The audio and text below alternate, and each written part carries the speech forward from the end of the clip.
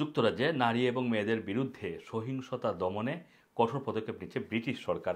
আগামী এক দশকে হাউসহোল্ড নির্যাতনের সংখ্যা অর্ধেক করতে সরকার প্রতিশ্রুতি দিয়েছে।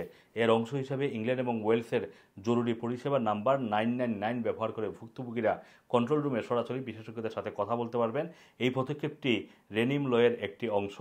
2018 সালে 22 বছর বয়সী রেনিম উইদেহ এবং তার বাবা মা সলিমকে নির্যাতন করে নির্মমভাবে হত্যা করে তার মায়ের প্রাক্তন হাজব্যান্ড এমএস উইদেহ। এরপর সরকারের হাউসহোল্ড নির্যাতনের বিষয়ে নতুন একটি আইন পাশ করে, যার নাম রেনিম ল নামে পরিচিত।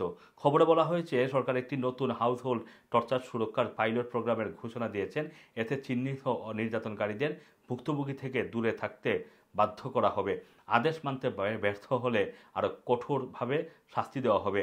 হোম সেক্রেটারি ইভেট কৌভার বলেছেন যে ক্ষতিগ্রস্তদের জন্য পুলিশ রেডি থাকবে এবং যে কোনো ধরনের ইমার্জেন্সি সিচুয়েশন পুলিশ সাপোর্ট দিবে। সরকারের টার্গেট হলো হাউসহোল্ড নির্যাতনের বিষয়গুলো বিশেষজ্ঞ কর্তৃক ডিল করা, আর এতে সরাসরি কল দিয়ে পরামর্শ নিতে পারবেন ভুক্তভোগীরা। এর মাধ্যমে ক্ষতিগ্রস্তরা দ্রুত রেসপন্স পাবেন। এই প্রকল্পটি আগামী বছরের শুরু থেকেই নির্বাচিত পুলিশ সদস্যদের নিয়ে চালু করা হবে। তবে এই পাইলট প্রোগ্রামে কোন বাহিনী অংশ নিচ্ছে সেই সম্পর্কে এখনও বিস্তারিত জানানো হয়নি।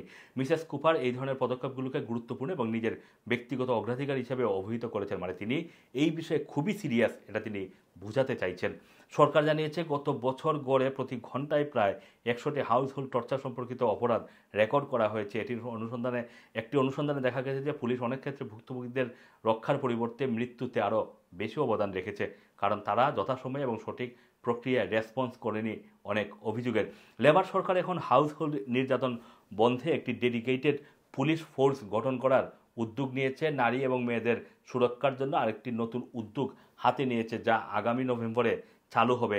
অনেক ক্ষেত্রে দেখা যায় নির্যাতনের শিকার নারী নিপীড়কদের সাথে থাকতে বাধ্য হন কিংবা আশেপাশে নিপীড়করা থাকে।